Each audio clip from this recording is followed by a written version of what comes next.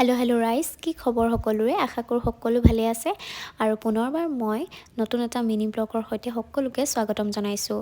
আৰু এয়া দেখিছেনে, ৰাতিপুৱা সময়খিনি যে ইমানেই খৰখেদাকৈ কামবিলাক কৰিব লগা হয়। এইফালে মই মানুহজনক ৰাতিপুৱাই খুৱাই বুৱাই টিফিন বনাই ডিউটিলৈ বুলি পঠিয়াই এতিয়া মই নিজৰ ৰুমটো চাফা কৰিবলৈ লৈছোঁ। চাফা মানে কি আৰু জানেই আৰু ঠাণ্ডা দিনত ইমানেই কাপোৰ বেছি হৈ যায়, মানে চাফা কৰোঁতে বহুত সময় লাগে। গতিকেলৈ মোৰো সেই তেনেকুৱাই হৈছে। গৰম দিনত বাৰু কামবিলাক তেনেকৈ ইমান বেছি হৈ নাযায়, কিন্তু ঠাণ্ডা দিনত মানে কামবিলাক অকণমান বেছি নিচিনা লাগে, নহয়নে? বহুত দিন হৈ গ'ল আচলতে মই ভিডিঅ' দিব পৰা নাই, আৰু বহুতে মোক সুধি আছিলে বা কিহৰ কাৰণে মিনি ব্লগ নিদিয়া হ'লা। আচলতে কি জানেনে, বিয়া হোৱাৰ পাছত আচলতে নিজকে ইমানেই ব্যস্ত কৰি পেলোৱা হয় যাতে নিজৰ কাৰণেও সময় নাথাকে। আৰু তেনেকুৱাই হৈছিলে মোৰ লগত, কিয়নো মানে এটা নতুন পৰিৱেশলৈ আহিছোঁ। গতিকে মানুহবিলাকৰ লগত অকণমান সময়টো দিবই লাগিব। তাৰ উপৰিও আলহী অতিথি সেইবিলাকতো আছেই, আৰু সেইবিলাকৰ মাজতে মোৰ মানে কি হয়, ফোন চোন মানে চলাবলৈ অকণমান অসুবিধা হয় আৰু তেনেকৈ সময়ো নাপাওঁ। আৰু যিহেতু আমি একেলগেই থাকোঁ, গতিকেলৈ একেলগে থকা পৰিয়ালত, শাহু শহুৰ থকা পৰিয়ালততো জানেই কিমান কাম। গতিকেলৈ সেই কামৰ ব্যস্ততাৰ মাজত মই অকণমান ভিডিঅ' কৰি ৰাখিবলৈ চেষ্টা কৰোঁ, কিন্তু মাজতে মোৰ ইমানেই কামৰ ব্যস্ততা হৈ গ'ল যে দিবই নোৱাৰা হ'লোঁ, আৰু মনবিলাকো ঠিক নলগা হ'ল। যিহেতু আমি অসমৰ আটাইতকৈ ডাঙৰ সম্পদ হেৰুৱাইছোঁ, সেয়াটো মনৰ পৰা কেতিয়াও দুখখিনি আঁতৰি নাযায়।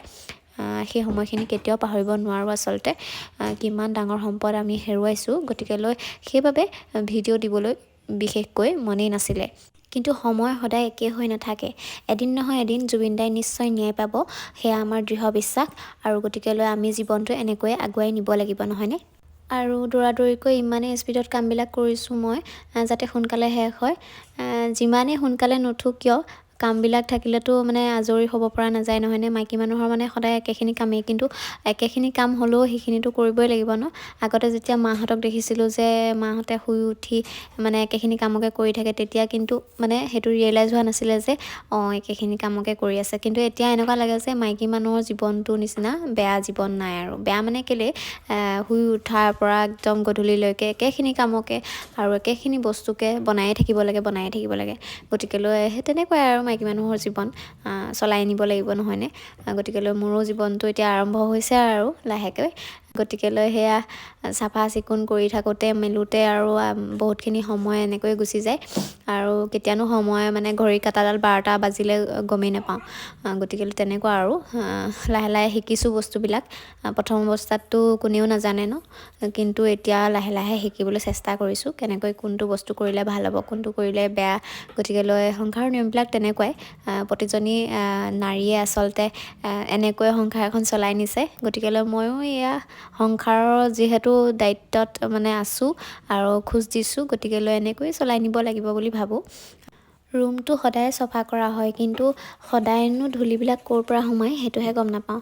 ইফালে আমাৰ ভেণ্টিলেটাৰো বন্ধ থাকে, দৰ্জা খিৰিকী চবেই বন্ধ কৰা থাকে, আৰু ওচৰে পাঁজৰে ইমান ধূলিময় জেগাও নাই, কিন্তু গাঁৱৰ পৰিৱেশে।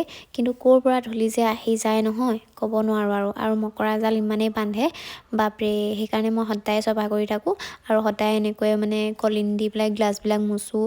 গতিকেলৈ চাফা চিকুণ কৰি থ'লেহে মোৰ মানে মনটো ভাল লাগে। যদি লেতেৰা হৈ থাকে তেতিয়াহ'লে একেবাৰে মনটো ভাল নালাগে, আৰু সেইবাবে মই প্ৰতিটো বস্তুৱেই এনেকৈ চাফা কৰি ৰাখি ভাল পাওঁ। ৰুমটো কাম যিহেতু আৰু অলপমান বাকী আছে, দৌৰাদৌৰিকৈ আচলতে বিয়াখন হৈ গ'ল, সেইবাবে ৰুমটোৰ কাম অলপমান বাকী থাকিলে। গতিকেলৈ এতিয়া সেইকাৰণে মই বিশেষকৈ ৰুমৰ ভিডিঅ' দিয়াই নাই। বহুতে কৈ আছিলে তোমাৰ ৰুমটো দেখাবাচোন, কিন্তু মই দেখাব পৰা নাছিলোঁ, কিয়নো কামবিলাক বাকী আছে আৰু ঘৰৰ কামো বাকী আছে। আৰু অৱশেষত এয়া হৈছে মোৰ ৰুমটো, মোৰ আৰু মানুহজনৰ ৰুমটো। আৰু এনেকৈ পৰিপাটি কৰি থ'লে কি ধুনীয়া লাগে, নহয়নে? সেইকাৰণে মই সদায় এনেকৈ পৰিপাটি কৰি ভাল পাওঁ, আৰু বস্তু সজাই খুব ভাল পাওঁ। গতিকেলৈ এয়া হৈছে আমাৰ ৰুমটো। আৰু বহুতে কৈ আছিলে বা তোমালোকৰ ৰুমটো দেখাবাচোন, বিয়াৰ পাছত কি ফাৰ্নিচাৰ দিছে সেয়াও দেখাবলৈ কৈছিলে, কিন্তু মই দিবহে পৰা নাই, যিহেতু কামৰ ব্যস্ততাৰ বাবে এইবিলাক কৰিবলৈ মানে সময়ে নোপোৱা নিচিনা হৈছে। নিশ্চয় এদিন সকলোবিলাক দেখুৱাম। আজি মিনি ব্লগটোতে আপোনালোকক দেখুৱাবলৈ চেষ্টা কৰিলোঁ। আৰু ৰুমটো চাফা চিকুণ কৰি মেলি মুখ চুখ ধুই মেলি এয়া ৰাতিপুৱা মই গৰম পানী এগিলাচ খাই লওঁ প্ৰথম, তাৰপিছতহে মই কিবাকিবি খাওঁ। কিয়নো মোৰ আগতে খুবেই গেছৰ প্ৰব্লেম হৈছিলে মাজতে, আৰু সেইকাৰণে এতিয়া মানে ৰাতিপুৱা ডাইৰেক্ট চাহ নাখাওঁ। চাহ খোৱাৰ আগত গৰম পানী এগিলাচ খাই লওঁ, তাৰপিছতে কাজু খিচমিচ বাদাম এইবিলাক খাওঁ, আৰু অকণমান দেৰি পাছতহে চাহকাপ খাওঁ। ঠাণ্ডা দিনত স্কিনবিলাক মানে ইমানেই টানি টানি ধৰে, সেইবাবে বোলো এল'ভেৰা অকণকৈ লগাই লওঁ। তাৰপিছতে অলপমান বোলো নিজৰ মুখখনো অলপ চাফা কৰোঁ, যিহেতু ঠাণ্ডা দিন সেইবাবে মুখৰ একেবাৰে গতিয়েই নাইকিয়া হৈছিলে।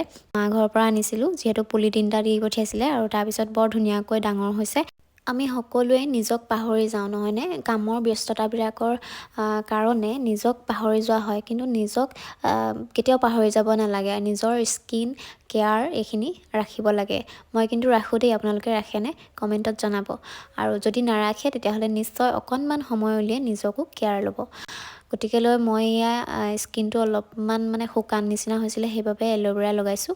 এল'ভেৰা লগালে যিহেতু স্কিনটো অলপমান ধুনীয়া হয়, চাইনিং আহে, গতিকেলৈ ঘৰতে ৰুই লৈছোঁ। তেন্তে আজিৰ ভিডিঅ'টো ইমানতে সামৰণি মাৰিছোঁ দেই। আকৌ লগ পাম, পুনৰ নতুন এটা ভিডিঅ'ৰ সৈতে আহিম। আজিলৈ বাই বাই।